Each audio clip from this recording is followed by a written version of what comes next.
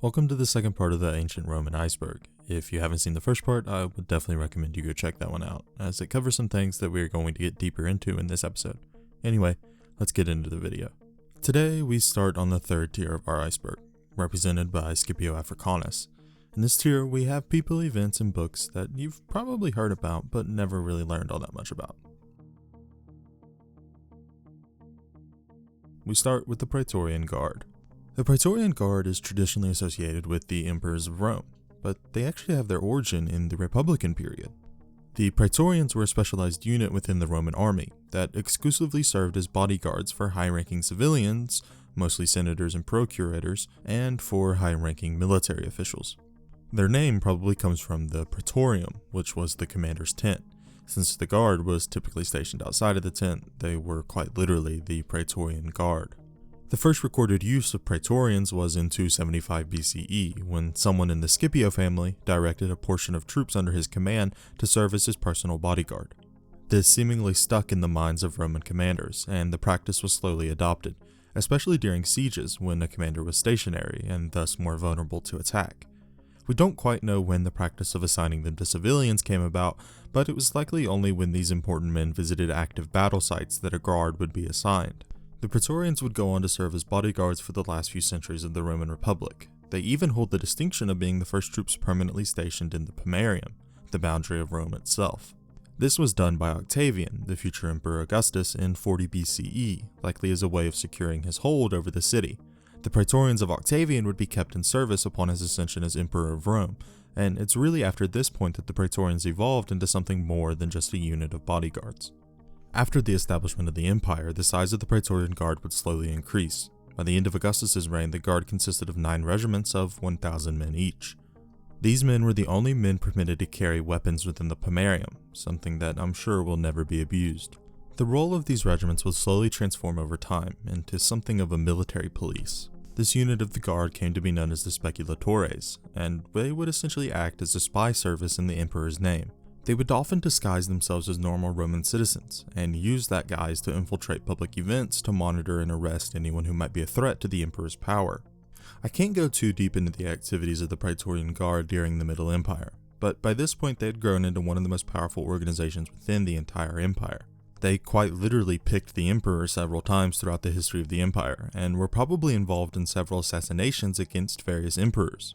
To be honest, there are quite a few times throughout the history of the empire where it seems like the Praetorians are the ones running the show. However, this would put a target on their backs, and eventually Constantine the Great had enough and forcefully disbanded the Praetorians around 312 AD, after they revolted following an attempt by Severus II and Galerius, the heir and the emperor of the eastern half of the Roman Empire, to disband them. They are truly a fascinating piece of Roman history, and I really wish I could go more in depth here, but one day they will definitely have their own video. Urbe Condita is the masterwork of Livy. This compendium was made up of 142 books, of which 35 survive, either fully or in partial fragments. The book covered Rome's history from Aeneas's arrival in Italy and the founding of the city in 753 BCE, all the way to the reign of Augustus, Rome's first emperor.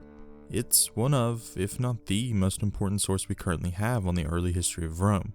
In fact, for some of the events in Rome's earliest history, Livy is the only source we currently possess.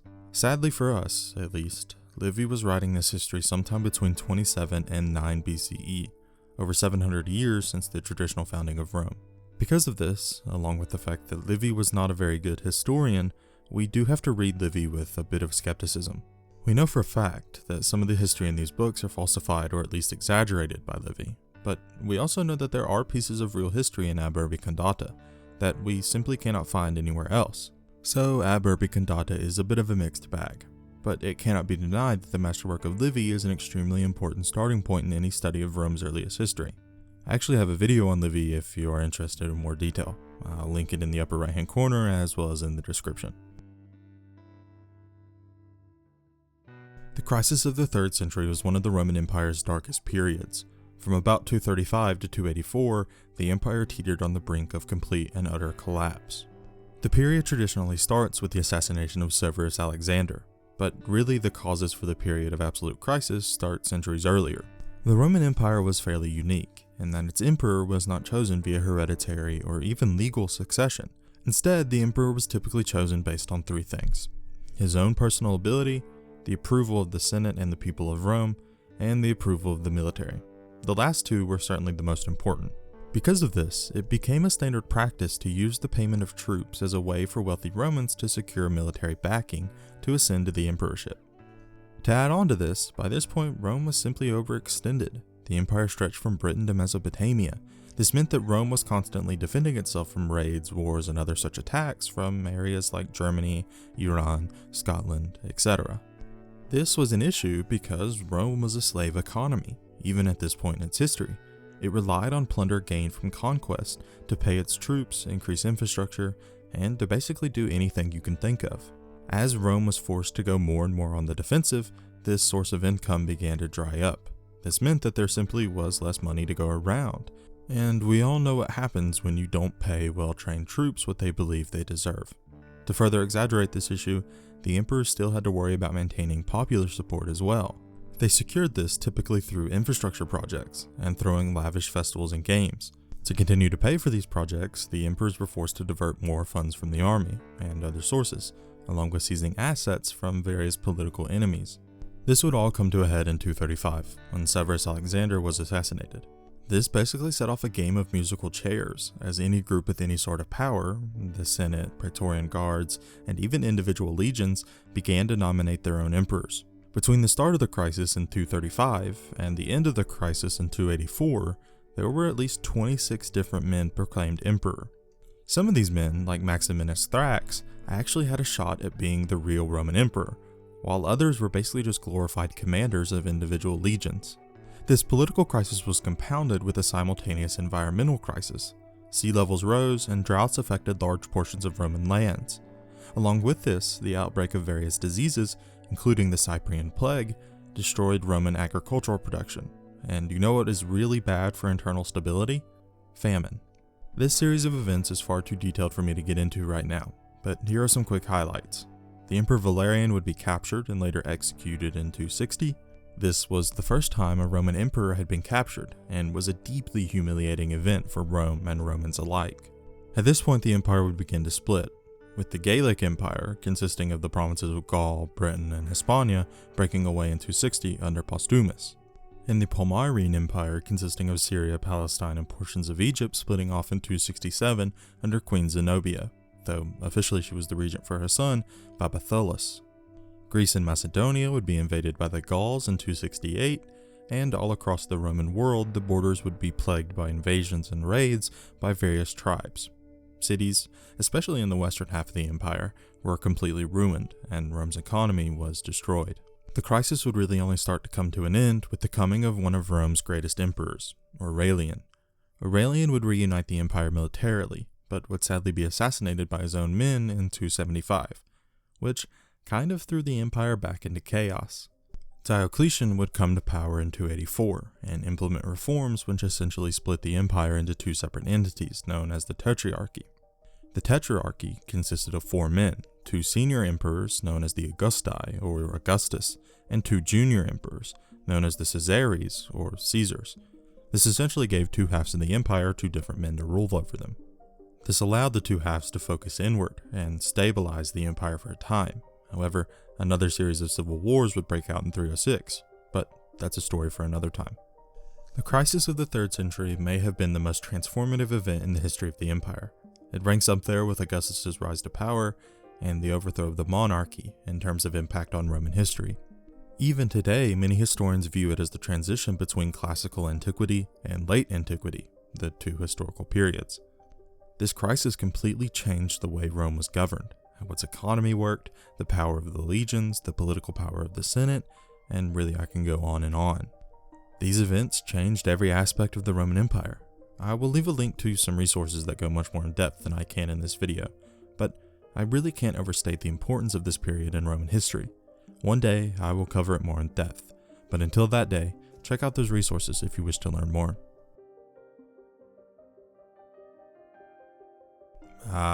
The great Scipio Africanus, quite possibly my favorite Roman of all time. Scipio, born as Publius Cornelius Scipio in 236 BCE, was one of Rome's greatest military commanders, and quite possibly one of history's greatest military commanders. Scipio began his military service in 218 BCE at the outbreak of the Second Punic War. His father, also named Publius Cornelius Scipio, was one of the consuls that year, and was sent to stop Hannibal's march in northern Italy.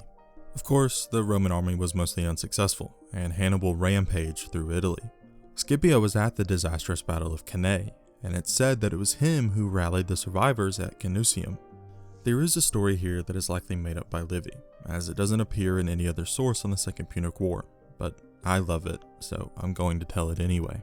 A group of young nobles were discussing a plan to abandon the war after Cannae, and apparently go overseas to serve as mercenaries. Scipio got wind of this, and he stormed into their tent, where he drew his sword and forced everyone in attendance to swear to Jupiter and the Capitoline that they would never abandon Rome. The story really captures Scipio's commitment to Rome. Scipio would eventually be sent to Hispania to continue the war against Carthage. After a rough defeat of Roman forces in 211, Scipio would be elected as commander of the remaining troops. This was probably not really how it happened. This was probably a later invention used to justify giving Scipio, a man who never held the consulship nor even a praetorship, control of a Roman army. This was a first in Roman history, but it might have been one of the best decisions ever made. Scipio instantly took to the field. I can't go into much detail. If you want more details, then check out my series on Scipio, but he swept across Spain like a plague, and by 206 Hispania was almost entirely Roman. Carthage had been kicked out, and Scipio returned to Rome to stand for the consulship. He was elected unanimously and assumed his consulship in 205, despite the fact he was only 31, technically too young to be consul. Scipio demanded permission to invade Africa itself. At first, the Senate refused, but when Scipio threatened to take the issue to the people of Rome, who adored him, the Senate bowed to his demands. He was given the province of Sicily, and told he could basically do whatever he wanted, but that he was being given no additional soldiers. Scipio, though, didn't care, and just recruited from the local population. After a few years, he had trained his army into a well-oiled machine, and he sailed for Africa proper. As much as I want to regale you with the tales of Scipio's great victory in Africa, you're going to have to check out my separate series on him for details, but Scipio's campaign in Africa went extremely well. He forced Carthage to recall Hannibal and his son Mago from Italy after Scipio destroyed them at the Battle of the Great Plains in 203 BCE, and then he went face to face with Hannibal at the Battle of Zama, where Scipio was victorious. With this final battle, Rome, or really Scipio, triumphed over Carthage. Carthage was essentially made a Roman client state. It needed Roman approval for any war, its navy was capped at 10 triremes, and Carthage was forced to return all captured goods and persons, along with paying war reparations of about 10,000 talents. Remember that at this point in his life, Scipio was still only in his early 30s. He received a triumph and was given the agnomen Africanus, meaning the African. He was such a celebrated figure that he would eventually come to be seen as the son of Jupiter, a great honor for any Roman. His later life was much less interesting. He served as censor in 199, and again as consul in 194. He fought a few more wars, none nearly as great as the Second Punic War, against the Boii and the Ligurians in northern Italy, as well as against Antiochus, the ruler of the Seleucid Empire in Greece. Scipio would die sometime around 185 BCE at his country estate in Laternium. I will leave off our examination with the story, that while probably not real is nonetheless indicative of how well thought of Scipio was as a military commander. It's said that Scipio encountered Hannibal during a feast later in life, and Scipio asked Hannibal who he thought were the greatest generals in history. Hannibal stated, "I would give first place to Alexander. With a small force, he defeated armies whose numbers were beyond reckoning. He overran the remotest areas, as far away as India, places where most men would not even dream of visiting." Scipio then said, "And who would be second in your estimation?" Hannibal said, "I would give second place to Pyrrhus of Epirus. He was the first to master the art of military encampment, and no other general showed such exquisite judgment in choosing his battleground and disposing his troops. He was also skilled at conciliating people, to such a degree that the natives of Italy preferred his rule to that of Rome." Scipio then asked, "And who would be third?" Hannibal responded, "Myself, of course." And finally, Scipio asked, "But what would you have said if you had defeated me at Zama?" And Hannibal said, "Then I would have placed myself not only before Alexander and Pyrrhus, but before all other commanders. Again, this is probably a fake story, made up years after the two men had died, but it does capture just how well thought of Scipio's genius was. Scipio Africanus was one of Rome's greatest men, and without him, Rome may never have made it past the great Carthaginian menace. Now that I'm making this video, I'm not really sure why this is so low on the list, but next up we have Romulus and Remus. These two twin brothers are the mythical founders of Rome. The two men were Latin men, born in Alba Longa. Their mother was Rhea Silvia, a Vestal virgin and daughter of the former king of Alba Longa, Numitor. It's said the boy's father was the Roman god of war, Mars. This is a fairly common theme in Roman history. Many of Rome's most important figures are said to be the sons of gods, and Mars is probably the most common. The twins were left on the banks of the Tiber by Aemilius, the man who overthrew Numitor. They were found there by a she-wolf who raised the boys for a time. Eventually they were adopted by Fastulius, a shepherd. The two would go on to establish separate cities on the 7 hills of Rome. Romulus chose the Palatine, while Remus chose the Aventine. The two disagreed on which city should be the primary city, and during this disagreement, Remus was killed by his brother. That, of course, won the argument for Romulus, and Rome got its name. This story is almost certainly false. We don't really know the true story of Rome's founding, but it's much more likely, and supported by archaeological evidence, that the city developed out of much earlier settlements. We know the hills of the city were inhabited by at least 1000 BCE, centuries before the traditional founding date of 753. There could have been a man named Romulus, and he may very well have had a brother named Remus. The truth is that we will likely never know. The conflict of the orders refers to a centuries-long struggle between the patricians and the plebeians for political, economic, and social rights and privileges. The conflict started during the early ages of the Republic, around 494 BCE. At this point in Roman history, the patricians held all of the power in the state. They were the only people allowed to hold political office, and they held the vast majority of Rome's wealth. The issue was that the patricians, a group of a few hundred families descended from families specially chosen by Romulus and other Roman kings to serve in the Senate, made up a very small percentage of Rome's population, a percentage that was only growing smaller as the Roman state continued to expand and grow. Because of this fact, it fell to the plebeians, Rome's much larger but poorer social class, to serve in Rome's military. The problem was that when these men were forced to serve, they had to leave their farms and fields unattended. This caused them to lose all of their income, and many were forced to ask for predatory loans from the much wealthier patrician class just to survive. These loans opened the plebeians up to a vicious cycle of abuse, and many were made essentially slaves. This boiled over in 494, with the first secession of the plebs. I don't have time to go fully in depth here, but I have made a video on this, so if you want a more in-depth story, definitely check that out. But essentially, the plebeians came together and quite literally left the city en masse. They walked together to the Mons Secure, or Sacred Mount, and essentially set up a massive camp there.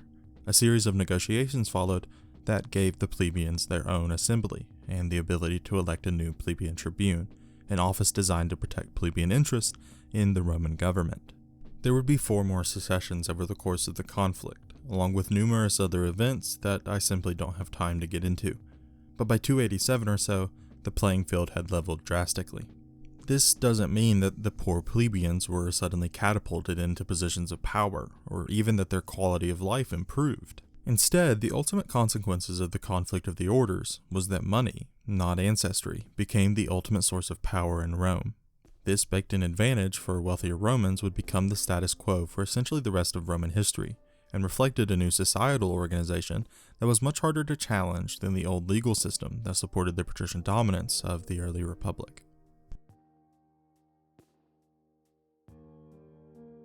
The Sibylline Books were a collection of oracle utterances sold to Rome's last king, Lucius Tarquinius Superbus. These collections were said to come from the Apollonian oracle at Cumae. These were originally a collection of 9 or so books that were offered to Rome's king at some insane price. He refused to buy them, and then the person offering the books, likely the oracle herself, then burned 3 books in front of him, and again offered the remaining 6 books for the same price. Lucius again refused to buy them. The oracle then burned 3 more books, and offered the last 3 books for the same price. This time, Lucius consulted Rome's priest, who took the auspices and urged the king to purchase the remaining books. Lucius did so, and the books would be stored in a vault underneath the Temple of Jupiter on the Capitoline Hill. These books would be guarded around the clock by, at least at first, 2 patricians. Over time, this group would expand to around 10 to 15 individuals, normally ex-consuls or ex-praetors. The Senate could command this group to open the books. The group would then search the books in hopes of discovering what Rome needed to do to avoid or get out of various calamities. Typically, the answers would be some sort of religious observance or sacrifice. We don't know for sure how many times the books were consulted, but it does seem to be fairly regular. On screen are the recorded instances we know about. You will see that most of these were particularly bad instances of plague, wars that had gone bad, or even just assumptions made from sayings or prophecies contained in the book. My favorite is Suetonius telling us that it was a Sibylline prediction of a king triumphing over Parthia that inspired rumors of Caesar aspiring to be a king. These rumors would ironically lead to the establishment of the empire by Augustus following Caesar's assassination and the subsequent political fallout. You really gotta love vague prophecies. The books are said to have been destroyed sometime around 405 AD by Stilicho, as they were being used to attack his government. But long before that, the originals were likely destroyed in a massive fire in 83 BCE, and were probably replaced by a collection of various utterances collected from across the growing republic. Sadly, we no longer have any collection of the books, and their contents have been lost to history. Aurelian, born Lucius Domitius Aurelianus, was an emperor of Rome during the crisis of the 3rd century. He was not born to any great family, nor was he even born in Italy. Instead, he was probably from somewhere in the Balkans. Some say Macedonia, some say Dacia, it's hard to tell for sure. He was almost certainly Illyrian though. He enlisted in Rome's legion at a young age, somewhere around 20. I can't go too deep into his life, this video is already going to be long enough, but Aurelian was a military genius, and rose through the ranks of the legion very quickly. At this point in Roman history, individual legions were basically recognizing a new emperor every few months, and Aurelian's legion proclaimed him emperor after Claudius Gothicus, the earlier emperor of the legion, died. Aurelian would go on to wage several wars right in a row, with the aim of reuniting the empire. He would achieve this by 272, and was granted the title Restorator Orbis, or Restorer of the World. One of the best titles any emperor has ever received, in my opinion. Aurelian would sadly be assassinated on his way to wage war in Persia by his own Praetorian Guards in around 275. Aurelian really represents the start of the end of the crisis. He not only reunited the empire, but he also began a series of reforms that pushed the empire towards a more stable future. These included a reorganization of the distribution of food, new coinage reform, and a campaign to lower inflation. Aurelian only ruled for 5 or so years, and so sadly has missed a lot of the time in the study of the empire's history. But it was his militaristic successes that allowed the empire to become one again, and he put the empire back on the path to glory and prosperity. This is where we will pause in our examination for today. This is a dense iceberg, I really couldn't help myself, and because of that, this examination will be split into a few different parts. My goal was to examine 2 to 3 tiers each video, but sadly this will only be 1 tier, and eventually we will upload a supercut at the end of the series. So join me next time when we dig even deeper into the fascinating subject that is Roman history. Thank you for watching, I hope you enjoyed it and I hope you learned something. This is something a little different, but I hope you enjoy it. Definitely let me know if any of these topics in particular has struck your fancy, and I may add it to the list to cover more in depth in the future.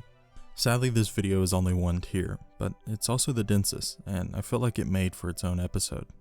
Also, I apologize if my voice sounds a bit weird. I'm a little under the weather, and so it's kinda hard to talk, but hopefully it's not too bad. If you have any comments or questions on the video or believe I've made a mistake, please comment down below, and please like and subscribe if you enjoyed. It really helps the channel out. Peace.